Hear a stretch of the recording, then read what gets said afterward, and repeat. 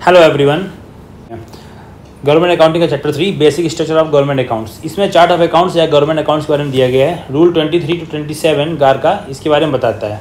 हम सभी जानते हैं गवर्नमेंट फाइनेंसेस तो गवर्नमेंट अकाउंट जो है 3 टाइप्स के होता है। एक होता है कंसोलिडेटेड फंड ऑफ इंडिया और oblique states, public account fund होता है, एक होता है कंटीजेंसी फंड। ठीक है, वन बाई वन इसको समझते हैं। आज इसके पूरा स्ट्रक्चर के बारे में बताया जाएगा। कंसोलिडेटेड फंड ऑफ इंडिया और स्टेट जो है वो क्या है, अकाउंट है, गवर्नमेंट अकाउंट है, पता है। वो गवर्नमेंट अकाउंट्स का पहले डिवीजन्स में बाइफर्केशन होता है, फिर डिवीजन्स जो है सेक्शंस में जाते हैं, फिर वो सेक्टर्स में डिवाइड होते हैं और जो सेक्टर्स होते हैं डिस्टिंग्विश्ड बाय द अल्फाबेट होता है। ठीक है, कैसे दिमाग में रहेगा, एक नॉर्मली हम लोग एग्जांपल में समझ लेते हैं। एक ऑफिस के एग्जांपल से समझ लेते हैं। जैसे सपोज करते हैं कि एक ऑफिस है CAG, तो CAG एक ऑफिस है। जैसे ये अकाउंट है वैसे CAG एक ऑफिस है। इस ऑफिस से क्या होंगे, फील्ड ऑफिसर्स होंगे जिसको डिवीजन्स बोलते हैं। तो जैसे AG ऑफिस हो गया। ठीक है, अब इस ऑफिस में क्या होता है, सेक्शंस होते हैं। सेक्शंस में क्या हो गया, एडमिनिस्ट्रेशन सेक्शंस हो गया, फील्ड सेक्शंस हो गया, फील्ड ग्रुप सेक्शंस हो गया। तो अब ये फील्ड ग्रुप सेक्शंस होते हैं, इसमें डिवाइड होते हैं सेक्टर्स में। जैसे क्या हो गया, AMG 1 सेक्टर हो गया, AMG 2 सेक्टर हो गया। तो ये जो सेक्टर हैं ये न्यूमेरिकली डिवाइड है। वैसे यहाँ पे सेक्टर जो होते हैं अकाउंट का वो अल्फ़ाबेटिकली डिवाइड होता है। ठीक है, अब देखते हैं consolidated fund of India oblique states. हाँ, ये जो अकाउंट है इस अकाउंट को अब डिवीजन्स में डिवाइड किया गया है। कौन से डिवीजन्स हैं, 2 डिवीजन्स हैं। एक है रेवेन्यू डिवीजन्स है, एक है कैपिटल पब्लिक डेब्ट लोन्स एंड एडवांसेड डिवीजन्स हो गया। नॉर्मली रेवेन्यू और कैपिटल होता है, लेकिन यहाँ पे कैपिटल डिवीजन है, वो पूरा ही है। कैपिटल भी है, इसमें पब्लिक डेब्ट लोन्स एंड एडवांसेस भी है। ठीक है, अब देख लेते हैं इनका बाइफर्केशन। डिवीजन के बाद क्या होता है, सेक्शंस होता है। अभी मैंने बताया ना, डिवीजन्स होता है, डिवीजन के बाद क्या होता है, सेक्शंस होता है। तो फिर उसके बाद हम लोग जाएंगे डिवीजन्स। रेवेन्यू डिवीजन्स में क्या होता है, 2 सेक्शंस होते हैं। रेवेन्यू रिसीट का सेक्शन होता है, रेवेन्यू एक्सपेंडिचर का सेक्शन होता है। अब ये दोनों सेक्शंस हो गए। सेक्शंस के बाद क्या होता है, सेक्टर्स आते हैं। अब इन दोनों के सेक्टर्स डिवाइड होंगे। सेक्टर में क्या होता है, वो भी अल्फ़ाबेटिकली डिवाइड होता है सेक्टर्स। तो रेवेन्यू रिसीट में सेक्टर्स क्या क्या होंगे, एक होगा टैक्स रेवेन्यू, एक होगा नॉन टैक्स रेवेन्यू, एक होगा grants in aid and contribution. तो जो सेक्टर में अल्फ़ाबेटिकली में A में क्या है, टैक्स रेवेन्यू है, B में क्या है, नॉन टैक्स रेवेन्यू, C में क्या है, grants and aid in contribution हो गया। ओके, अब दूसरा जो है सेक्शंस क्या है, डिवीजन तो रेवेन्यू डिवीजन था। दूसरा सेक्शन क्या है, रेवेन्यू एक्सपेंडिचर। एक्सपेंडिचर चाहे रेवेन्यू का हो या कैपिटल का हो, उनका सेक्टर एक ही जैसा होता है, एक ही नाम होता है।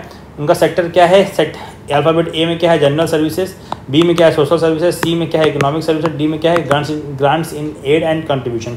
आपको पता है कि पहले नाम था ऑफिस का G&SS है। तो G मतलब जनरल, S मतलब होता है सोशल।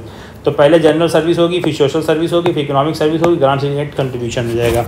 ओके, तो ये आपका जो हो जाएगा, ये एक्सपेंडिचर में रेवेन्यू एक्सपेंडिचर हो जाएगा। कैपिटल एक्सपेंडिचर में भी ऐसा।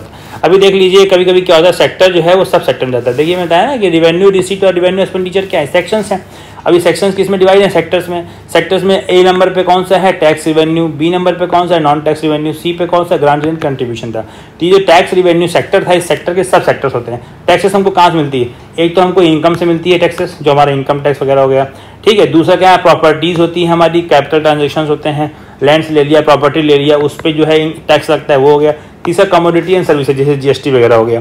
तो ये सब सेक्टर्स हो गए सेक्टर्स के। टैक्स रेवेन्यू में क्या होता है, एक तो आपको इनकम से मिलेगा, दूसरा प्रॉपर्टीज मिलेगा, तीसरा आपको कम्युनिटी एंड गुड्स सर्विसेज से मिलेगा। ओके, अब हम लोग बात करते हैं यहाँ पे कौन सा एक सेक्शन और हाँ बताया था आपको, 2 डिवीजन थे। एक तो रेवेन्यू डिवीजन था, रेवेन्यू डिवीजन का ये डिटेल हो गया। दूसरा था आपका कैपिटल पब्लिक डेब्ट लोन्स एंड एडवांसेस। ठीक है, तो इस सेक्शन में क्या था, इस सेक्शन में भी अब इस डिवीजन में भी अब सेक्शंस होंगे। सेक्शंस कौन कौन से होंगे ये देख लेते हैं कि पहला तो इनका रिसिप्ट होगी, रिसिप्ट सेक्शन होगा, फिर एक्सपेंडिचर सेक्शन होगा, फिर तीसरा सेक्शन होगा public debt loans and advances section हो गया। 3 सेक्शन हो गया। अब देखिए रिसिप्ट में लिखा है वो 9 सेक्टर्स। एक्चुअली में जितने भी हम लोग के डिपार्टमेंट हैं मोस्टली वो क्या होते हैं, वो एक्सपेंडिचर ओरिएंटेड होते हैं, उसमें रिसिप्ट बिल्कुल ना के बराबर होती है, इसलिए रिसिप्ट में कोई फर्दर सेक्शन नहीं है। वो भी कौन सी रिसिप्ट, कैपिटल रिसिप्ट की बात कर रहे हैं। रेवेन्यू रिसिप्ट तो होती है, वो तो मैंने बताया वो टैक्स से मिल जाती है, नॉन टैक्स से मिल जाती है, ग्रांट इन एड और कंट्रीब्यूशन से मिल जाती है। ग्रांट इन एड कंट्रीब्यूशन क्या ही समझ लीजिए, जैसे ये रिसिप्ट मिल रही है मतलब किसी दूसरे डिपार्टमेंट के द्वारा, किसी दूसरे गवर्नमेंट के द्वारा जो है वो ग्रांट दे दिया गया है किसी पर्टिकुलर डिपार्टमेंट को, तो वो क्या करेगा, रेवेन्यू रिसिप्ट ग्रुप में रख लेगा। एक्सपेंडिचर क्या है, कभी कभी रेवेन्यू एक्सपेंडिचर क्या है, इसमें एक्सपेंडिचर में भी तो था ग्रांट्स इन एड कंट्रीब्यूशन, तो इसमें क्या था कि ये भी क्या कर रहे हैं कि ये किसी दूसरे डिपार्टमेंट को ग्रांट्स दे रहे हैं। ठीक है, अभी हम लोग जब बात करेंगे कैपिटल, कैपिटल क्या होता है, जो एसेट जनरेट करता है, तो उसकी क्या रिसिप्ट होगी, तो ना के बराबर हो गया। क्योंकि बहुत कम ऐसा कैपिटल, जैसे मान ली बिल्डिंग है, तो बिल्डिंग कौन सा ऑफिस जो है रोज बेच दे रहा है बिल्डिंग को, तो जो ऐसे एसेट्स हैं जो परमानेंट नेचर के हैं तो उनको कोई जल्दी बेचता नहीं है और इसलिए वो उनकी रिसिप्ट ना के बराबर होती है। ठीक है, तो इसलिए कैपिटल रिसिप्ट में कोई सेक्शंस नहीं होते हैं, ये ध्यान रखिएगा। रेवेन्यू रिसिप्ट में तो होते हैं लेकिन कैपिटल रिसिप्ट में नहीं होते। कैपिटल एक्सपेंडिचर लगातार होता रहता है, बिल्डिंग्स लगातार बनती रहती हैं, बिल्डिंग्स लगातार ली जाती हैं, इंस्ट्रूमेंट लिए जाते हैं, मशीनरीज ली जाती हैं, तो इसलिए कैपिटल एक्सपेंडिचर होता है। मैंने बताया था चाहे रेवेन्यू एक्सपेंडिचर हो चाहे कैपिटल एक्सपेंडिचर हो, उसके सब सेक्टर्स वही होते हैं क्या, ABCD में। ए में क्या हो जाएगा आपका, ए में हो जाएगा आपका जनरल सर्विसेज, बी में हो जाएगा सोशल सर्विसेज, सी में इकोनॉमिक सर्विसेज और डी में हो जाएगा ग्रांट्स नीडेड एंड कंट्रीब्यूशन हो जाएगा। ओके, अब इसमें क्या है तीसरा पॉइंट, किसमें, capital public debt loans and advances के डिवीजन्स में तीसरा सेक्शन कौन सा है, public debt loans and advances sections. अब देखिए ये पूरा एक सीरीज है डिवीजन का, तो इसमें क्या हो गया कि कैपिटल रिसिप्ट तो जीरो, कोई सेक्टर नहीं, एक्सपेंडिचर में भी CD हो गया, तो अब आगे कहाँ से बढ़ेगा, ई से स्टार्टिंग होगी। तो ई जो है public debt loans and advances में ई नंबर पे क्या होगा, पब्लिक डेट हो जाएगा, एफ नंबर पे क्या हो जाएगा, लोन्स एंड एडवांसेस हो जाएगा। अब इंपॉर्टेंट क्या है, EF के बाद आता है G और H। जी क्या है, इंटर स्टेट सेटलमेंट हो गया, H क्या हो जाएगा, एप्रोप्रिएशन टू कंटीजेंसी अकाउंट। अब ये दोनों पॉइंट हम लोग समझ लेते हैं कि ये G क्या है और H क्या। इंटर स्टेट सेटलमेंट, देखिए G फॉर गवर्नमेंट होता है, आप याद रख सकते हैं कि इंटर स्टेट सेटलमेंट, किसी दो स्टेट्स के बीच में सेटलमेंट होने का मतलब ये है कि उनके गवर्नमेंट सेटलमेंट करेंगे, जो वहाँ का मिनिस्टर होगा, चीफ मिनिस्टर होगा, उसकी जो गवर्नमेंट होगी वो आपस में सेटलमेंट करेंगे। तो G फॉर हो गया गवर्नमेंट, तो गवर्नमेंट सेटलमेंट कहाँ पे होता है, G सेक्टर में, ठीक है। इसके आपको G से G फॉर गवर्नमेंट हो जाएगा, G फॉर जो है गवर्नमेंट के बीच में सेटलमेंट हो जाएगा, इंटर स्टेट सेटलमेंट हो गया। और H क्या होता है, वो आपको दिमाग में रखना है, appropriation to contingency fund. Contingency fund के लिए एप्रोप्रिएशन किया जाता है, उसमें ट्रांसफर किया जाता है पैसा, उसको बढ़ाना है घटाना है। देखिए कंटीजेंसी फंड के बारे में पहले भी आपको बता चुका हूँ, देखिए समझ लीजिए, हम इसको एक नया पेज ऐड करके आपको बताते हैं कि जो ये कंटीजेंसी फंड होता है, कंटीजेंसी फंड, इसमें दो चीज़ें होती है। एक तो आपने इससे क्या है, डेबिट कर दिया, कुछ अमाउंट खर्च कर दिया यहाँ पे, ठीक है, एक्सपेंडिचर कर दिया, वो किस में था, कैलमिटीज़ के केस में, कोई नेशनल कैलमिटीज़ आ गई या नेशनल कैलमिटीज़ आ गई तब। उसके बाद फिर क्या हो गया, इसको रिकूप कर दिया गया, वापस इसमें अमाउंट डाल दिया गया। कहाँ से रिकूप किया जाता है, कंसोलिडेटेड फंड ऑफ इंडिया से। और वो भी कैसे होता है, एक पार्लियामेंट्री प्रोसीजर होता है, ठीक है, एक पार्लियामेंट्री प्रोसीजर होता है, उससे ये किया जाता है, एप्रोप्रिएशन होता है, एप्रोप्रिएशन उसमें किया जाता है, ठीक है। दूसरा एक पॉइंट ये भी होता है, कंटीजेंसी फंड को आपको इंक्रीज करना है और डिक्रीज करना है। तो नॉर्मली डिक्रीज तो नहीं किया जाता है, इंक्रीज ही किया जाता है। Consolidated fund of India complete हो गया। अब बात आती है कंटीजेंसी फंड की। अब आपको इंपॉर्टेंट बात ये रखनी, कंटीजेंसी फंड में कोई डिविजन नहीं होता, कोई सेक्शंस नहीं होता, कोई सेक्टर्स नहीं होता, क्योंकि ये कॉर्पस होता है, इसको कोई फर्दर डिवाइड नहीं किया जाता है। ओके, अब आता है पब्लिक अकाउंट, ये इंपॉर्टेंट है। पब्लिक अकाउंट, पब्लिक अकाउंट में क्या होते हैं, डायरेक्ट सेक्टर्स होते हैं, कोई डिवीजन कोई सेक्शंस नहीं होता, ये आपको ध्यान रखना, no divisions and no sections. Public account में सीधे क्या होते हैं, सेक्टर्स होते हैं। सेक्टर्स कितने होते हैं, 6, आई से लेकर के एन तक होते हैं। अब आपको जैसे मल्टीपल चॉइस क्वेश्चन में आता है कि कौन सा सेक्टर जो है के लिए कौन सा अल्फ़ाबेट है, तो नॉर्मली मैं एक हल्की फुल्की ट्रिक बता दे रहा हूँ, आपके दिमाग में रहेगा, याद करने में आसानी रहेगी आपको, ठीक है। आई फॉर क्या होगा, small savings and provident funds. देखिए पब्लिक अकाउंट में स्टार्टिंग में बताया कि पब्लिक अकाउंट क्या है, उसमें प्रोविडेंट फंड वगैरह आते हैं। ये स्टार्टिंग बताया गया था कि अदर देन जो कंसोलिडेटेड फंड ऑफ इंडिया में जो अदर देन उसमें जो रिसिप्ट होती है, उसकी अतिरिक्त जो रिसिप्ट होती है वो क्या होती है, आगे प्रोविडेंट फंड हो गया, नेशनल स्मॉल सेविंग फंड्स हो गया, इसे पब्लिक अकाउंट में आता है। तो स्टार्टिंग कहाँ से, आई से हुई। आई फॉर होता है मैं। नॉर्मली व्यक्ति क्या होता है कि अपने लिए सेविंग बहुत कम करता है, अपनी फैमिली के लिए करता है और भी दूसरे पर्पज़ के लिए करता है, लेकिन सेल्फ के लिए वो कोई सेविंग नहीं करता, बहुत छोटी सेविंग करता है। नॉर्मली उसका जो GPF वगैरह कट रहा है वो कटता रहता है, वही उसकी सेविंग हो जाता है, ठीक है। तो आई फॉर क्या हो गया, मैं अपने लिए सेविंग क्या बहुत स्मॉल करता हूँ, स्मॉल सेविंग प्रोविडेंट फंड जो है वो आई में आ जाए। ओके, अब जे फॉर रिजर्व फंड्स। देखिए रिजर्व फंड में आप बात करेंगे तो जे में ऑलरेडी इसमें लोड पड़ेगा रिजर्व, ठीक है, जे फॉर हो जाएगा रिजर्व फंड्स। ओके, के फॉर क्या हो जाएगा, deposit and advances. Deposit and advances क्या होता है कि आप नॉर्मली जानते हैं कि जब आप कहीं बाहर जाते हैं, आपको लगता है कि यहाँ पे खर्चा होना ज़्यादा होना है, तो आपको एडवांस में कुछ पैसा दिया जाता है। कहा जाता है क्या पता आपको आवश्यकता लग जाए, तो क्या पता आपको ज़रूरत लग जाए, तो के फॉर क्या पता, इसका मतलब डिपॉजिट एंड एडवांसेस हो गया।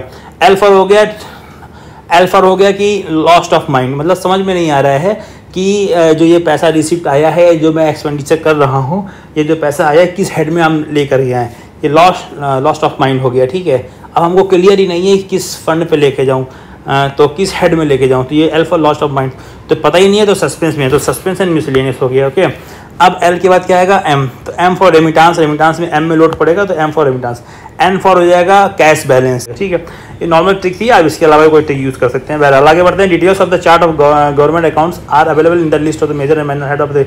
देखिए ये MCQ में क्वेश्चन पूछा सकता है कि जो details of chart of account government accounts का है, वो डिटेल कहाँ पे रहेगी, पहले उसकी मेजर हेड में रहेगी, उसके सब हेड में रहेगी, पूरे list of major minor head में रहेगी या कोई और पॉइंट दे दिया। तो आप बताएंगे जो मेजर एंड माइनर हेड का जो टोटल लिस्ट है, list of the major and minor head of accounts union state का, उसमें पूरी डिटेल्स आपको चार्ट ऑफ गवर्नमेंट अकाउंट्स की मिल जाएगी। ओके, देखते हैं हम लोग रेमिटेंसेस क्या है। देखिए एक पॉइंट आया था रेमिटेंसेस क्या है। अब आप समझ लीजिए कि फॉरेन में कुछ लोग आपके रहते हैं, तो वो अपने इंडिया में अपने फैमिली के लिए जो पैसा भेजते हैं वो गवर्नमेंट के लिए रेमिटेंसेस होता है।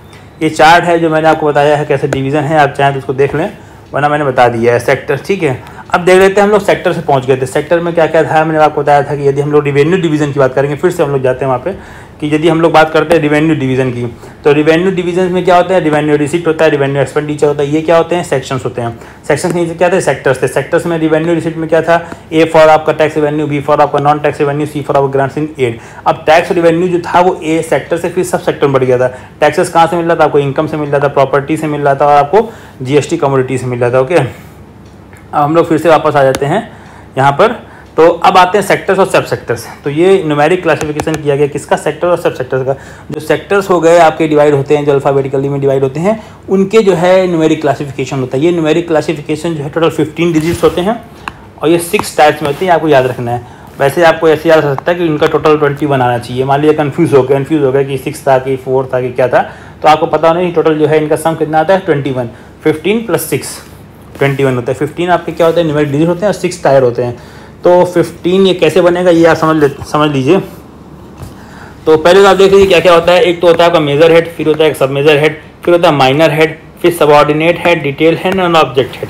ये आपको 3-4 बार पढ़ना पड़ेगा, याद हो जाएगा। सबसे बड़ा मेजर, मेजर के बाद सब मेजर के बाद माइनर, फिर उसका 3 बचते हैं सबऑर्डिनेट, डिटेल और ऑब्जेक्ट हेड। ओके, तो ये जो अब आपका क्या है, मेजर हेड में क्या होता है, मोस्टली इसमें 4 डिजिट होता है, कभी कभी 2 डिजिट होता है, लेकिन हम लोग मोस्टली इसमें 4 डिजिट मानते हैं। सबऑर्डिनेट हेड में क्या, सब मेजर हेड में क्या होता है, सब मेजर हेड में 2 होते हैं, माइनर हेड में 3 होते हैं, सबऑर्डिनेट में 2, डिटेल में 2 और ऑब्जेक्ट हेड में 2। केवल 2 ही जगह चेंज होता है, 2 नहीं होता है। पहला मेजर हेड 4 का होता है, माइनर हेड 3 का होता है, बाकी सब 2 के होते हैं। ऐसे आपको याद रखना है। ठीक है, मेजर हेड कितने का होता है, 4 का होता है, माइनर हेड कितने का होता है, 3 का होता है, बाकी सब 2 के होते हैं। तो इसलिए फिर से हम लोग पढ़ेंगे क्या, मेजर हेड में कितने डिजिट होती है, 4। ओके, सब मेजर हेड में कितनी होती है, 2, माइनर हेड में कितनी होती है, 3, सबऑर्डिनेट हेड में 2, डिटेल हेड में 2, ऑब्जेक्ट हेड में 2। अब ये है क्या, देख लेते हैं। तो मेजर हेड क्या होता है, ये होता है मेन फंक्शन, जो भी उसका मेन फंक्शन है उसको डिनोट करता है मेजर हेड। ठीक है, सेक्टर का या सब सेक्टर का जो मेन फंक्शन है उसको डिनोट करता है मेजर हेड। सब मेजर हेड क्या होता है, सब फंक्शन को डिनोट करता है। अब एग्जाम्पल ले लेते हैं हम लोग कि सब फंक्शन है under housing and government residential building. मान लीजिए कोई फंक्शन है हाउसिंग, घर बनाना है। ठीक है, हाउसिंग एक फंक्शन है, उस फंक्शन के अंतर्गत आता है कि आपको कौन सा घर बनाना है, गवर्नमेंट रेजिडेंशियल बिल्डिंग बनाना है या रूरल हाउसिंग का काम करना है आपको। ये सब फंक्शन हो गया। ठीक है, ये आपका जो है हो गया सब फंक्शन। देख लीजिए, पहला क्या हो गया, हाउसिंग, आपको घर बनाना है। फिर दूसरा हो गया कि हाँ आपको घर कैसा बनाना है, गवर्नमेंट रेजिडेंशियल बनाना है या आपको रूरल हाउसिंग बनाना है। ओके, हेड, माइनर हेड में क्या हो जाएगा, प्रोग्राम। माइनर हेड क्या होता है, प्रोग्राम होता है। इसमें क्या होता है, provision of house site of lands assistant to house. अब आप जिसे घर बनाना है तो आपको पहले देखना पड़ेगा कि provisions of house site to landless, किसको किसको घर देना है आपको ये देखना पड़ेगा। पहली बात उसका क्या प्रोविज़न होना चाहिए जिसको घर देना है। दूसरी बात, जो घर बनवाना है उनके लिए हमें किस किस की हेल्प पड़ सकती है, वहाँ के बोर्ड की हेल्प लेनी पड़ सकती है, वहाँ कोऑपरेटिव्स की हेल्प लेनी पड़ सकती है। ये सब आपके प्रोग्राम। आपको मान लीजिए रूरल हाउसिंग की बात करनी, तो आपको ये पता होना चाहिए कि रूरल हाउसिंग हमें देने किसके लिए, तो उसके प्रोविजंस क्या क्या होंगे। ये तो प्रोग्राम हो गया आपका। अब आप ये प्रोग्राम है आपका जो आपको डिसाइड करना है कि उसके प्रोविजंस क्या होंगे घर देने के। ठीक है, पहली बात। अब आपको दूसरी घर देना तो किसकी किसकी आवश्यकता लगेगी, आपको वहाँ के बोर्ड्स की आवश्यकता लगेगी, आपको कोऑपरेटिव की आवश्यकता लगेगी। तो ये सारे के सारे प्रोग्राम हैं जो हमको वहाँ पे करने हैं। अब ये प्रोग्राम कैसे करेंगे, सबऑर्डिनेट हेड से, डिटेल हेड से और ऑब्जेक्ट हेड से। ठीक है, तो अब हम लोग सबऑर्डिनेट हेड में क्या होता है, स्कीम। सबऑर्डिनेट हेड को बोलते हैं क्या, स्कीम। अब हमको सबसे पहले स्कीम लेके आनी है, कोई भी हाउसिंग स्कीम लेकर के आ जाएंगे। ठीक है, उस स्कीम को फिर सब स्कीम लेकर के आएंगे, फिर उसका ऑब्जेक्ट ऑफ एक्सपेंडिचर लेकर के आ जाएंगे। मतलब समझ लेते हैं हम लोग फिर से क्या है इसका। तो अब हमने ये भी प्रोग्राम इम्प्लीमेंट करना है, उसके लिए हमारे पास होनी चाहिए स्कीम। मान लीजिए कोई मोदी जी अक्सर कोई ना कोई स्कीम लेकर के आते हैं, जैसे हर घर योजना, जल योजना है। मान लीजिए सभी को घर चाहिए। ठीक है, सबको घर, मान लीजिए कोई स्कीम है सभी को घर, तो ये स्कीम हो गया। अब स्कीम के नीचे क्या है कि सब स्कीम, सभी को घर तो है। ठीक है, सब स्कीम क्या है कि घर के लिए क्या क्या रूल्स रहेंगे, रूल्स एंड रेगुलेशंस क्या क्या रहेंगे, ये आपको पता होना चाहिए सबको घर देने के लिए, ठीक है। इसके बाद आपको जिसको जिसको घर मिला उनकी डिटेल, तो ये एटलीस्ट जो आखिरी एकदम लास्ट कस्टमर है वही आपका ऑब्जेक्ट हेड हो जाएगा, ठीक है। ये जो ऑब्जेक्ट हेड है इसी को हम लोग बोलते हैं primary unit, primary unit of appropriation. Actual में मेन तो यही है कि किसको मिला।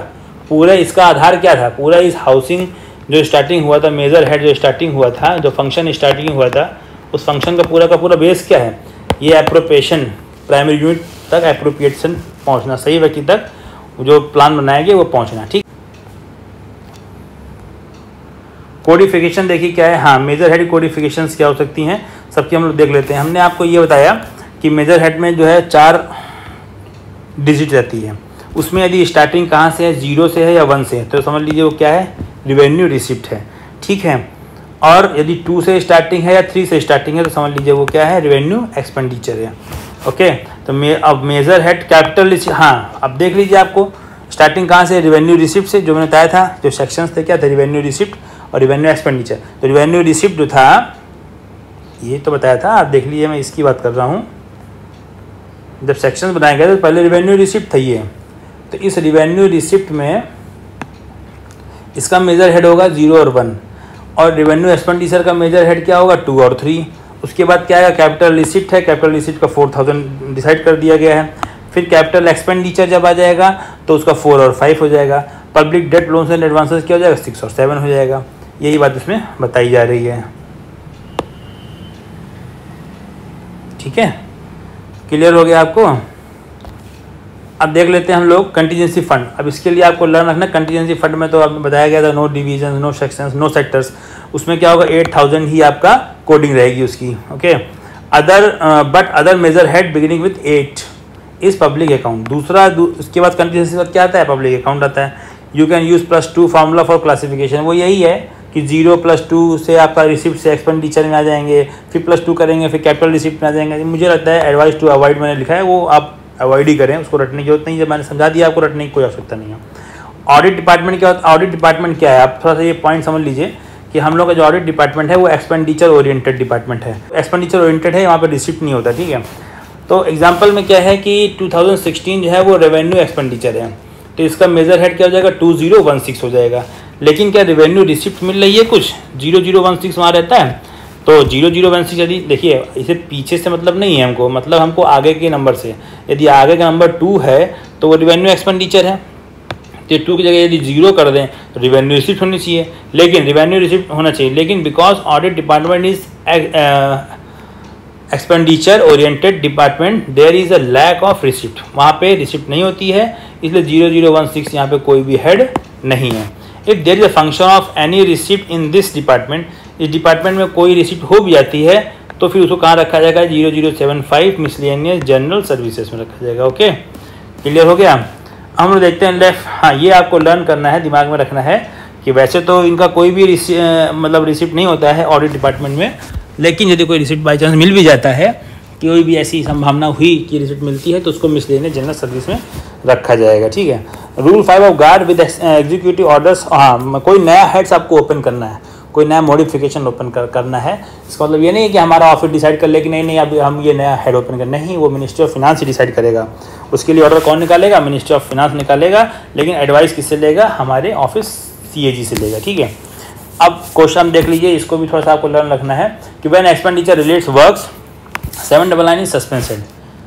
तो वैसे ये सस्पेंस हेड की बात है, सस्पेंस हेड के अलग अलग नंबर आएंगे, तो यदि वर्क से रिलेटेड है तो सस्पेंड हेड आपका 799 होगा। ये क्वेश्चन पूछा भी आ चुका है, और ये इंपॉर्टेंट भी पॉइंट है, तो आपको लर्न रखना कि सस्पेंड हेड के अलग अलग हेड दिए जाएंगे।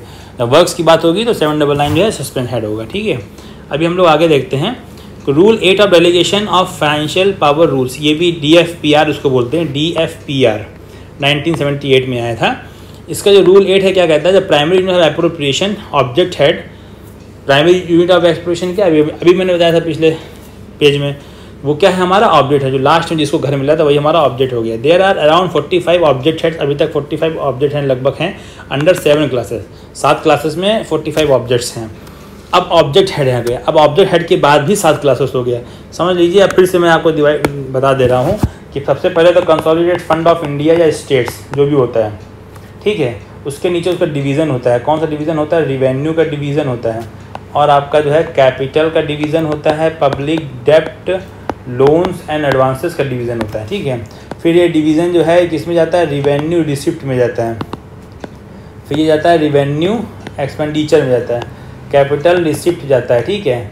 फिर वो कैपिटल एक्सपेंडिचर जाता है, कैपिटल एक्सपेंडिचर। फिर वो जाता है पब्लिक डेप्ट एंड लोन्स एंड एडवांसेस में, पब्लिक डेप्ट लोन्स एंड एडवांसेस में, ठीक है। अब ये रिवेन्यू रिसिप्ट जो है फिर किस में डिवाइड होता है? टैक्स रिसिप्ट में, नॉन टैक्स रिसिप्ट में, फिर ग्रांट इन एड में, ठीक है। रिवेन्यू एक्सपेंडिचर में क्या क्या 4 चीज़ें रहती हैं? एक आपकी जनरल सर्विसेज रहती है, फिर सोशल सर्विसेज रहती है, फिर इकोनॉमिक सर्विसेज रहती है, फिर ग्रांट इन एड रहता है। इसमें कोई भी सेक्टर्स आगे फर्दर डिवाइड नहीं होता है। इसमें फिर वही होता है आपका क्या? जनरल सर्विसेज होता है कैपिटल एक्सपेंडिचर में, जनरल सर्विसेज होता है, सोशल सर्विसेज होता है, इकोनॉमिक सर्विसेज होता है, और ग्रांट इन एड होता है, ओके, ग्रांट इन एड होता है। अब आता है public debt loans and advances में क्या रहता है? पब्लिक डेट होता है, फिर लोन्स एंड एडवांसेस रहता है, फिर इंटर स्टेट सेटलमेंट रहता है, ठीक है। और चौथा नंबर होता है अप्रोप्रिएशन टू कंटीजेंसी फंड रहता है, ओके, ये रहता है। अब ये फर्दर जब ये डिवाइडेड हो गया तो ये टैक्स एक्स में डिवाइड हुआ, इसमें फर्दर सब सेक्टर्स होते हैं। इसमें क्या होता है? पहले इनकम से मिलता है टैक्सेस, फिर कहाँ से मिलता है? आपको कैपिटल से या प्रॉपर्टी से मिलता है टैक्सेस। दूसरा आपको मिलता है कमोडिटीज से एंड सर्विसेज से मिलता है, ओके। अब ये सब सेक्टर्स हो गए या सेक्टर्स हो गए, ये फर्दर डिवाइड होता है किसमें? मेजर हेड में, और ये किसमें होता है? सब मेजर में, फिर होता है माइनर में, फिर होता है सबऑर्डिनेट में, फिर होता है डिटेल में, फिर होता है ऑब्जेक्ट में, ठीक है। अब आप ये देख लीजिए कि फिर यहाँ पे बात करते हैं किसकी? ऑब्जेक्ट हेड की। फिर यहाँ पे ऑब्जेक्ट हेड है, उसके 7 क्लासेस में डिवाइड किया जा रहा है ना। तो पहला क्लास आपका क्या रहेगा? उसमें एक होगा पर्सनल बेनिफिट में, पर्सनल बेनिफिट के जो एक्सपेंडिचर्स होते हैं वो फर्स्ट क्लास में आएंगे। सेकेंड आपका क्लास होगा एडमिनिस्ट्रेटिव एक्सपेंडिचर। थर्ड आपका होगा कॉन्ट्रेक्चुअल जो लेबर्स होते हैं या कॉन्ट्रेक्चुअल सप्लाईज होती हैं उनका एक्सपेंडिचर वो इसमें आएगा। फोर्थ आपका होगा ग्रांट्स, जो ग्रांट्स दिए जाते हैं वो भी एक एक्सपेंडिचर वो इसमें आएगा। फिफ्थ आपका है अदर एक्सपेंडिचर, इसके इन चारों के अतिरिक्त जो भी एक्सपेंडिचर है वो आएगा। 6 है आपका एक्विजिशन ऑफ कैपिटल एसेट्स, कोई कैपिटल एसेट्स जो है आप उसको एक्विजिशन हो रहा है, उसको लिए जा रहा है, उसमें जो एक्सपेंडिचर हो रहा है, ठीक है, जिसको कि हम लोग कैपिटल एक्सपेंडिचर कहते हैं, तो वो इसमें आ जाएगा 6 नंबर पे। 7th नंबर पे आएगा अकाउंटिंग एडजस्टमेंट। तो ये आपके जो है 45 जो ऑब्जेक्ट हेड्स अप्रॉक्स बताए गए हैं, इसमें इनको 7 क्लासों में डिवाइड कर दिया गया है, okay. Primary unit of appropriation क्या है? ऑब्जेक्ट हेड है, ठीक है। एक देखिए यहाँ पे फिगर बनाया गया है, हर एक डिपार्टमेंट, ईच डिपार्टमेंट का अपना एक्सपेंडिचर होता है। इसी प्रकार से टोटल डिपार्टमेंट के एक्सपेंडिचर को टोटल कर लिया जाता है और उसकी डिटेल एक्सपेंडिचर को भेज दी जाती है एनुअल फाइनेंशियल स्टेटमेंट में, ओके। ये जो एक्सपेंडिचर टोटल किया जाता है ये कैटेगरी वाइज एक्सपेंडिचर होता है, हेड वाइज एक्सपेंडिचर होता है, कैटेगराइज किया जाता है। अब इसमें एग्जांपल में दिया गया है जैसे 01 जो ऑब्जेक्ट हेड है वो सैलरी और सब्सिडी अलाउंसेस के लिए, तो इस प्रकार से प्रोसीजर होता है हेड वाइज का। हम लोग आगे देखते हैं सर्विस हेड्स और DDR हेड्स में क्या है।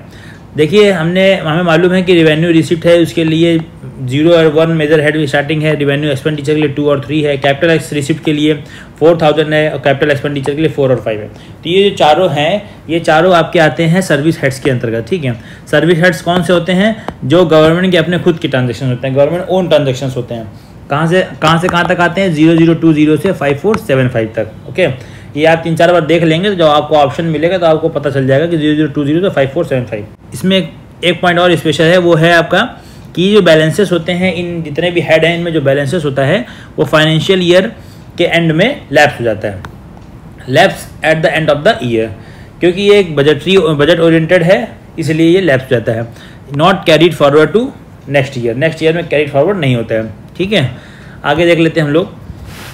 अब इसमें एक पॉइंट ये आएगा कि कैपिटल एक्सपेंडिचर, हम क्योंकि बताया जाता है कैपिटल एक्सपेंडिचर एसेट रिक्वायरमेंट के लिए होता है, एक्विजिशन ऑफ एसेट्स होता है और उसका फ्यूचर में भी यूज़ होता रहता है। तो एक्सपेंडिचर जो कैपिटल का होता है उसको सेम ईयर में कैसे लैप्स किया जाएगा वो तो आगे जाएगा।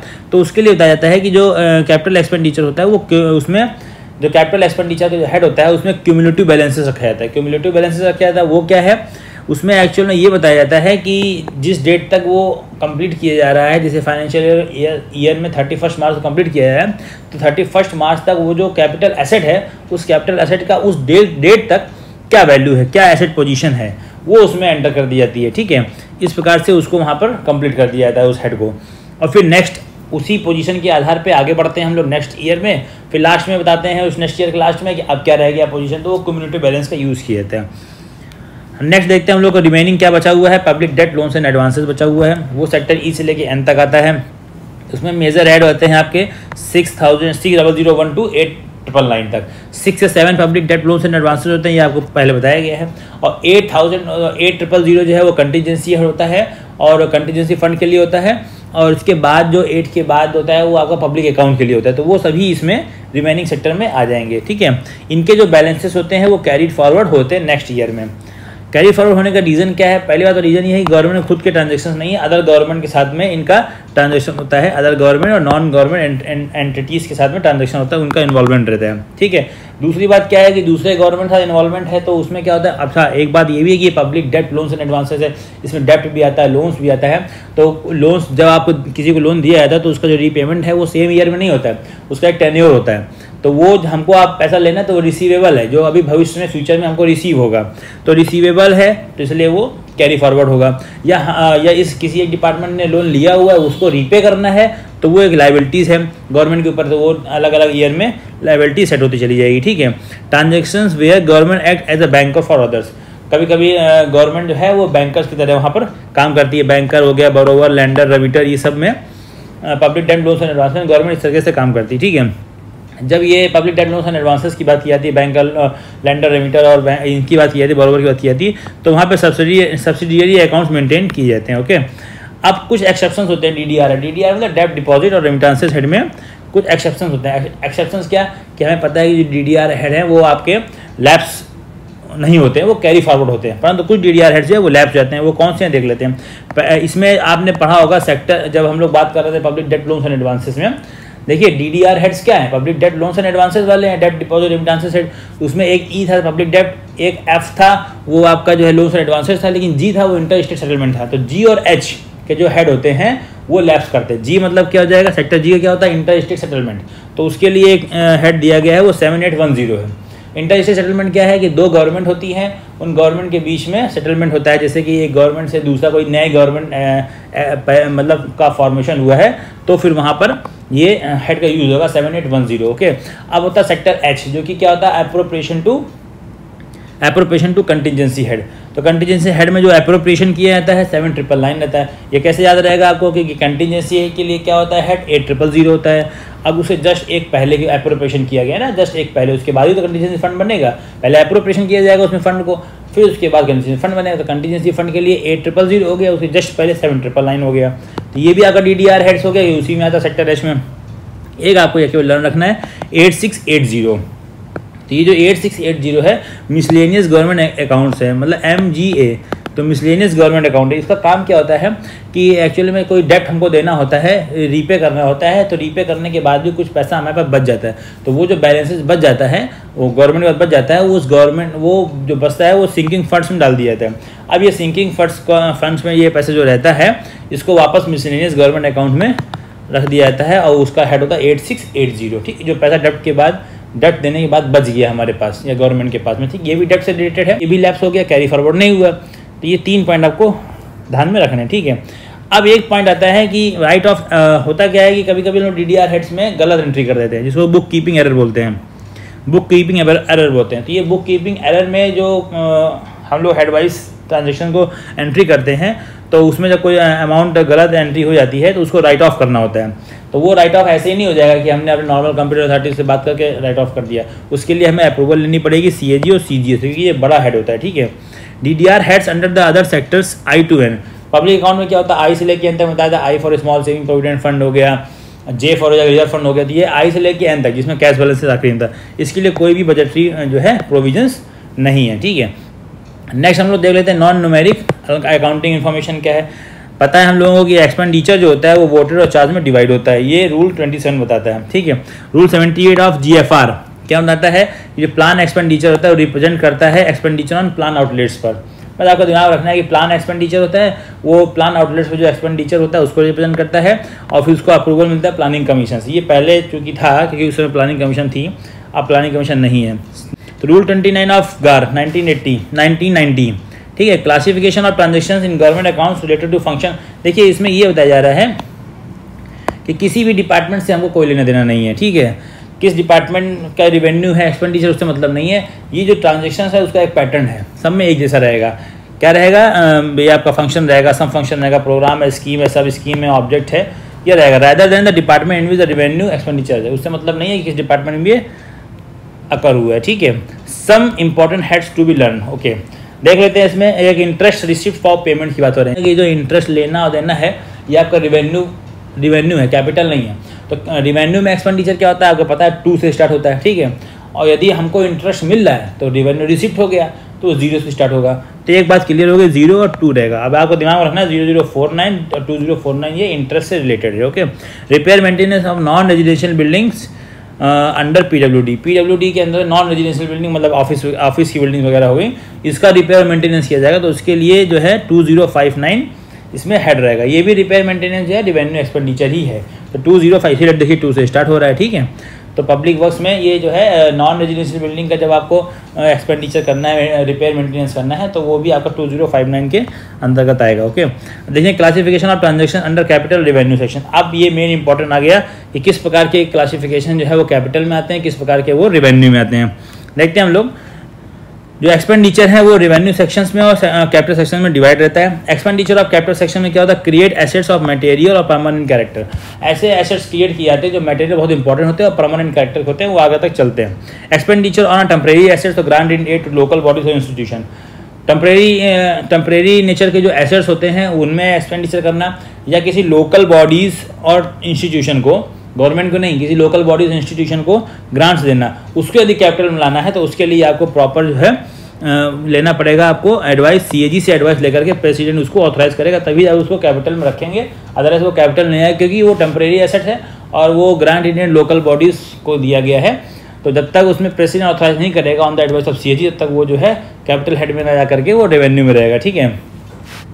देख लेते हैं principle govern allocation by capital revenue sections क्या है, रूल 31 कैसे गवर्न करता देखते हैं हम लोग। All expenditure first construction in और intermediate maintenance when project not completed. देखिए कोई प्रोजेक्ट चल रहा है, उस प्रोजेक्ट चलने स्टार्ट किया गया तो उसमें जो एक्सपेंडिचर किया गया फर्स्ट एक्सपेंडिचर फर्स्ट कंस्ट्रक्शन हो गया तो वो आपका कैपिटल हो गया। अब ये चल रहा है उसी के बीच में मेंटेनेंस बराबर किया जा रहा है तो वो भी आपका कैपिटल हो गया। अब क्या हुआ कि प्रोजेक्ट कंप्लीट हो गया, कंप्लीट होने के बाद कुछ रूल्स रेगुलेशंस प्रिस्क्राइब किए गए, उसके अकॉर्डिंग उसमें कुछ इंप्रूवमेंट किया गया। वो इंप्रूवमेंट कैसे जेन्युइन है वो होना ही है, तो भी वो सब्सिक्वेंटली इंप्रूवमेंट करना गया, उसमें एक्सपेंडिचर किया गया तो वो भी आपका कैपिटल एक्सपेंडिचर है। कंडीशन क्या क्या रहेगी कि प्रिस्क्राइब बाय रूल्स प्रिस्क्राइब किया जाएगा और जेन्युइन इंप्रूवमेंट होगा, भले ही बाद में हो, तो फिर वो आपका जो है कैपिटल एक्सपेंडिचर होगा। अब नॉर्मल मेंटेनेंस की बात हो रही है, मेंटेनेंस और replacement of vestiges revenue expenditure हो गया। ये इंपॉर्टेंट पॉइंट है डेप्रिसिएशन ऑफ प्रॉपर्टी नॉर्मली क्या होता है वो कैपिटल एक्सपेंडिचर होता है, लेकिन उसमें जो डेप्रिसिएशन होता है वो रेवेन्यू एक्सपेंडिचर होता है, इसलिए बहुत इंपॉर्टेंट है। नेक्स्ट देखते हैं any capital received during the process of the construction of project relating to the capital expenditure already incurred are to be treated as reduction of such capital expenditure. देखिए होता क्या है कि कोई कंस्ट्रक्शन किया जाए प्रोजेक्ट का, ठीक है, उसमें एक्सपेंडिचर होगा, कोई कंस्ट्रक्शन किया जा रहा है उसमें एक्सपेंडिचर कर दिया जाएगा।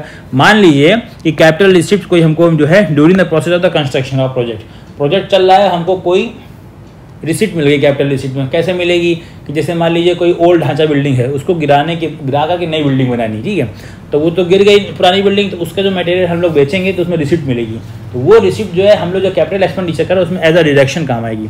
ऐसा नहीं करेंगे अभी हम कैपिटल रिसिप्ट हो गया तो उसको रख लिया कैपिटल रिसिप्ट के रूप में, नहीं, ये रिडक्शन इन कैपिटल एक्सपेंडिचर हो जाएगी, ये आपको याद रखना है। कैसे वो मिलेगा मैंने बता दिया आपको कि पुरानी बिल्डिंग गिर रही है, उसका माल हमने बेच दिया, उसके जब पैसा मिला मनी मिला वो रिसिप्ट हो गया, परंतु वो रिसिप्ट नहीं है, वो reduction in expenditure capital expenditure, जो अभी कैपिटल एक्सपेंडिचर किया जा रहा है उसमें वो रिडक्शन है। रूल 33 ऑफ गार 1990 क्या है, द पोर्शन क्रेडिटेबल और डेबिटेबल टू द अदर हेड और heads involve should be transfer. देखिए किसी दूसरे हेड में यदि कोई भी ट्रांजेक्शन किया गया है, वो एंट्री कर दी गई है, उसको वापस उसको उसका मेन हेड उसमें लाना है, तो उसको आपको जो है अकाउंट्स उस ईयर क्लोज होने से पहले आपको लाना पड़ता है। ये बात उसमें दी गई है, ठीक है। अब नेक्स्ट पॉइंट आया है रिकवरीज ऑफ पेमेंट। बहुत इंपॉर्टेंट है। पहली बात तो आप समझिए कि रिकवरीज ऑफ पेमेंट क्या है, फिर आपको समझना पड़ेगा रिडक्शन ऑफ एक्सपेंडिचर क्या है। ये टर्मिनोलॉजी समझना बहुत जरूरी है। जब टर्मिनोलॉजी माइंड में सेट हो जाएगी तभी आप पूरा कॉन्सेप्ट समझ पाएंगे। तो रिकवरीज ऑफ पेमेंट क्या है, समझिए। पेमेंट हमने कर दिया, मान लीजिए किसी डिपार्टमेंट बी ने किसी डिपार्टमेंट ए को कोई सर्विस प्रोवाइड की, तो हमने उसके बदले में पेमेंट कर दिया। किसी डिपार्टमेंट बी ने किसी डिपार्टमेंट ए को मान लीजिए कुछ सप्लाई किया, स्टॉक सप्लाई कर दिया, उसका हमने पेमेंट कर दिया। हमने उसको पेमेंट किया, अपने जो हमें स्टॉक मिला उसको हमने पेमेंट किया, ठीक है। मान लीजिए पेमेंट ज़्यादा हो गया, ओवर पेमेंट हो गया, अब वो पेमेंट हमको वापस मिल रहा है, या हमने कुछ सामान वापस उसको कर दिया, उसके बाद में पेमेंट वापस मिल रहा है, तो वो जो पेमेंट हमको वापस मिलेगा उसको कहा जाएगा रिकवरी ऑफ पेमेंट, ठीक है। ओवर पेमेंट हो गया, उसकी रिकवरी कर ली। तो अब जो हमने रिकवरी की उसको हम रिसिप्ट नहीं मानेंगे। हमने क्या किया था कि एक्सपेंडिचर पे हमने पेमेंट किया था, और एक्सपेंडिचर पे पेमेंट करने के बाद उसकी रिकवरी हुई, तो उस रिकवरी को रिसिप्ट नहीं मानेंगे। एक्सपेंडिचर पे जो पेमेंट की जो रिकवरी हो रही है उसको रिडक्शन इन एक्सपेंडिचर मानेंगे। जो एक्सपेंडिचर हमारा हुआ है उसमें कमी कर देंगे, ठीक है। मान लीजिए 10 करोड़ का एक्सपेंडिचर हमने किया था, 1 और 50 लाख या 1 करोड़ का हमको रिकवरी हो गई, तो उस 10 करोड़ में से वो 1 करोड़ जो है माइनस कर दिया जाएगा, तो ये रिडक्शन इन एक्सपेंडिचर हो जाएगा। Irrespective of year to which recovery से रिलेट। अब सीधी सी बात है कि मान लीजिए पिछले साल चूँकि कैपिटल की मामला की बात है, तो कैपिटल तो आपका जो है आगे बढ़ता रहता है ना, फर्दर लैप्स तो नहीं होता वो। तो उस केस में क्या हुआ कि मान लीजिए 3 साल पहले हमने वो एक्सपेंडिचर किया था, और आज जाके वो चीज़ हमको वापस मिल रही है, रिकवरी हो रही है उसको 3 साल बाद, तो हम 3 साल जाकर बैक में जाकर अकाउंट थोड़ी ना पूरा चेंज करेंगे 3 साल से लेकर यहाँ तक। उसको क्या करेंगे, उसी हेड में अभी जाकर के हम लोग एंट्री कर देंगे, इस ईयर में एंट्री कर देंगे कि हाँ ये कैपिटल एक्सपेंडिचर हमें हमको ये रिसीप्ट प्राप्त हुई है, ये उस एक्सपेंडिचर से भी रिडक्शन ऑफ एक्सपेंडिचर के रूप में एंट्री कर दी जाएगी, ठीक है। तो ये आपका अकाउंट कंप्लीट हो जाएगा। देखते हैं एक्सप्लेनेशन कैसे दिया गया है। रिकवरीज ऑफ ओवर पेमेंट, देखिए बताया ना ओवर पेमेंट अभी 2 प्रकार हो गया, pertaining to same financial year. Same financial year में आ गए तो कोई दिक्कत ही नहीं है, उसी हेड में जाएंगे, रिडक्शन इन एक्सपेंडिचर कर देंगे। Record as reduction of expenditure, जिस हेड से खर्चा हुआ था उसी हेड में रिडक्शन ऑफ एक्सपेंडिचर कर देंगे, ओके। अब मान लीजिए ओवर पेमेंट जो है वो प्रीवियस ईयर का था और अभी मिला हमको पैसा जा करके, तो फिर क्या करेंगे कि वो जो मेजर हेड जिसमें एक्सपेंडिचर किया गया था उसके नीचे हम लोगों को एक माइनर हेड ओपन करना पड़ेगा। तो माइनर हेड का नाम क्या होगा, deduct recoveries of over payment. और deduct recoveries of over payment ये क्या किसके लिए रहेगा, 911। ये याद करना आपको है कि इसमें 3 प्रकार माइनर हेड की डिस्कस किया जाएगा, 911, 912, 913, यानी 911, 912, 913, ठीक है। 911 किसके लिए है, ओवर पेमेंट के लिए, आपको दिमाग में रखना है। नेक्स्ट आ गया रिफंड ऑफ अनस्पेंट बैलेंस। अब क्या हो गया कि अनस्पेंट बैलेंस जो है, जो पैसा खर्चा करना था एक्सपेंडिचर में वो वापस हो गया, रिफंड हो गया हमको, ठीक है। तो वो रिफंड हो गया, तो वो रिकवरी मतलब रिफंड हो गया, वो अनस्पेंट बैलेंस जो खर्चा नहीं हुआ वापस रिफंड हो रहा है, तो उसको हम लोग कहाँ रखेंगे, सेम ईयर में है, तो उसी एक्सपेंडिचर के हेड में जाकर उसको रिडक्शन इन एक्सपेंडिचर कर देंगे, ठीक है। और यदि वो सब्सिक्वेंट ईयर में जाकर के मिल रहा है हमको अनस्पेंट बैलेंस वापस मिल रहा है, तो फिर से एक माइनर हेड ओपन करेंगे। हाँ, लेकिन डायरेक्ट नहीं करेंगे, सबसे पहले तो उसको टेक्निकल और इकोनॉमिक कॉपरेशन में डालेंगे, जिसका नाम है 3605। होता क्या है कि आपने कुछ भी कंस्ट्रक्शन के लिए आपने एक्सपेंडिचर किया या कोई भी पैसा वहाँ पर लगाया कि हाँ ये खर्चा हो जाएगा, परंतु खर्चा नहीं वापस आया, तो टेक्निकल पॉइंट्स होते हैं ना उसमें कि कंस्ट्रक्शन में इतना लगेगा, जो माल आ रहा है उसमें इतना लगेगा, लेबर में इतना चार्जेस लगेगा, ठीक है। तो उसमें टेक्निकल और इकोनॉमिक कॉपरेशंस रहते हैं, ठेकेदार का रहता है, गवर्नमेंट से रहता है, या और भी जो लोकल गवर्नमेंट्स हैं उनका रहता है, तो वो टेक्निकल इकोनॉमिक कॉपरेशन एक हेड होता है 3605। पहले उसमें एंट्री होगी अनस्पेंट बैलेंस की, फिर उसको फर्दर जो है minor head 912 deduct recoveries of unspent balance में उसको ट्रांसफर कर दिया जाएगा, ठीक है। तो अनस्पेंट बैलेंस में 912 आ गया। अब नेक्स्ट देखते हैं grants in aid given to the state.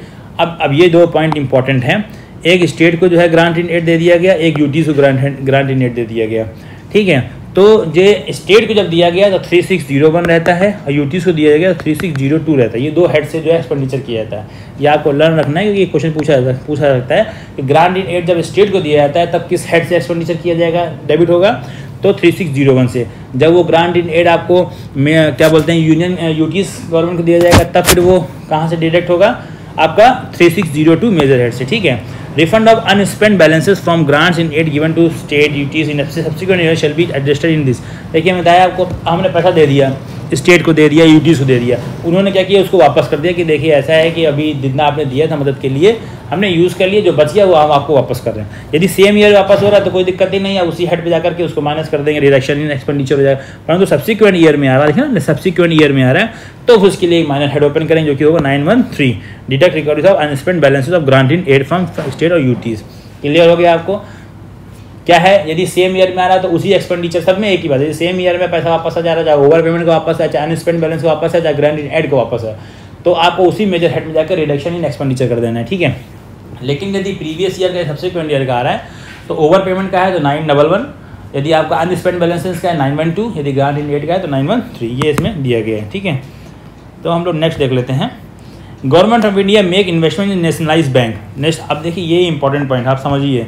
Government of India क्या कहते हैं कि हमने बैंक में इन्वेस्ट किया, पैसा हमने बैंक में इन्वेस्ट किया, यदि वहाँ लॉस हो गया, अब हम क्या समझेंगे कि हमने उसको लॉस में रखेंगे? नहीं, direct recoveries through the capital section. क्या हमने ये माना है कि हमने कैपिटल सेक्शन के रूप में उसको जो है इन्वेस्ट किया था। ठीक है, हमें बैंक में हमने इन्वेस्ट किया, वो मेरा कैपिटल था, और लॉस हो गया तो फिर हम उसको क्या करेंगे कि कैपिटल सेक्शन में उसको डायरेक्ट रिकवरीज के अंतर्गत उसको रखा जाएगा। ठीक है, कि रिकवरीज हमको उसमें लेनी कैपिटल सेक्शन में बैंक से, है ना। तो रिकवरीज रिसिप्ट ऑन कैपिटल पर इतना याद रखना है कि आप बैंक में यदि खर्चा किया है और फिर उसका लॉस हो गया तो कैपिटल सेक्शन में आएगा डायरेक्ट रिकवरीज के अंतर्गत। ठीक है। नेक्स्ट आगे बढ़ते हैं। Recoveries receipt on capital account. Capital major head में expenditure incurred in subsequent year receipt recoveries, उसके बाद वो capital major head minor head 7 में चला जाएगा। वही प्रोसीजर है आपका बिल्कुल कि कैपिटल मेजर हेड है, मान लीजिए कोई एक्सपेंडिचर हुआ वहाँ से और सब्सिक्वेंट ईयर में पैसा वापस आया। ठीक है, मतलब बाद की ईयर में पैसा वापस आया, यदि सेम ईयर में पैसा वापस आ जाता है तो फिर उसी जिस हेड से वो खर्चा हुआ था, एक्सपेंडिचर हुआ था, उसी से जाकर के उसको डिडक्ट माइनस कर देते हैं, रिडक्शन इन एक्सपेंडिचर कर देते हैं। लेकिन सब्सिक्वेंट ईयर में आता है तो फिर बात वही आ जाएगी कि उसके लिए एक सब हेड या माइनर हेड ओपन किया था, जो कि आपको क्या रहता है, deduct recoveries receipt on recoveries. ठीक है, वो कैपिटल अकाउंट के अंतर्गत ही वो होता है, वही बात है, इसमें कुछ नहीं है। Treated has reduction of expenditure, वही सेम बात।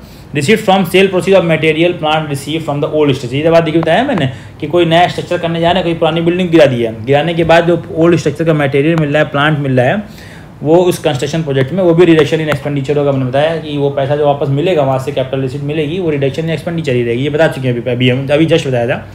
Receipt under the minor head stock and expenses in a work project reduction of expenditure. अब देख लीजिए वर्क प्रोजेक्ट की बात हो रही है, कोई पब्लिक वर्क्स का प्रोजेक्ट चल रहा है। ठीक है, पब्लिक वर्क्स का प्रोजेक्ट चल रहा है तो उसमें एक माइनर हेड है स्टॉक एंड सस्पेंसेस, उसका कोई रिसीट मिल गया, कोई स्टॉक है, कोई सस्पेंस है, स्टॉक रखा हुआ है, वो हमको वापस जो है रिसीट मिल रही है उसकी, तो उस स्टॉक का पैसा मिल रहा है, उस स्टॉक को हमने बेच दिया, जो कुछ भी किया उसकी नीलामी कर दी, पैसा मिला, रिसीट मिला, जो कुछ मिला वो भी आपका क्या रहेगा, रिडक्शन ऑफ एक्सपेंडिचर रहेगा, वो रिसीट में नहीं आएगा। स्टॉक है एक्सपेंडिचर, जो स्टॉक है सस्पेंस माइनर है, उससे जो रिसीट हमको मिल रहा है वो आपका रिडक्शन ऑफ एक्सपेंडिचर रहेगा। ये पॉइंट आपको दिमाग में रखना, ये ऑलवेज काम आएगा। कभी भी आप ऑफिस में काम करेंगे, मान लीजिए आप जीडी सेक्शन में गए, ठीक है, तो आपका जो ओल्ड स्ट्रक्चर वहाँ पर था उसको आपने जो है सेल आउट किया, सेल कर दिया, नीलामी कर दी, उसको सेल कर दिया, पैसा मिल गया आपको। अब आपके दिमाग में ये नहीं है कि आप उसको कैपिटल रिसीट रखेंगे, वो भी क्या है, वो रिडक्शन इन एक्सपेंडिचर ही है। ठीक है, स्टॉक एंड सस्पेंस में जो है वो बेकार हो रहा है, स्टॉक रखा सड़ रहा है, उसको आपने नीलामी कर दी, जो भी पैसा है वो कैपिटल रिसीट नहीं है, reduction of expenditure he. Next देखते हैं, समरी देखिए वही दिया गया कि ओवर पेमेंट अनस्पेंड बैलेंसेस हो गया, मटेरियल प्लांट में ये पूरा ओवर पेमेंट का पैसा वापस आया तो भी रिडक्शन इन एक्सपेंडिचर है, अनस्पेंड बैलेंसेस का है तो भी रिडक्शन इन एक्सपेंडिचर है। एक पॉइंट इसमें और है क्या, ग्रांट इन एड का वापस आया, ग्रांट इन एड का, तो वो भी क्या है आपका रिडक्शन एक्सपेंडिचर है। इसके बाद कोई स्टॉक सस्पेंस हेड में कोई वर्क प्रोजेक्ट है, उसको बेच कर पैसा आया, वो भी रिडक्शन एक्सपेंडिचर है। सेल प्रोसीड किया गया ओल्ड स्ट्रक्चर का, वो भी जो है आपका एक्सपेंडिचर, वो रिडक्शन एक्सपेंडिचर है। रिसीट ऑन कैपिटल अकाउंट में कोई रिसीट मिल गया तो भी रिडक्शन इन एक्सपेंडिचर ही है।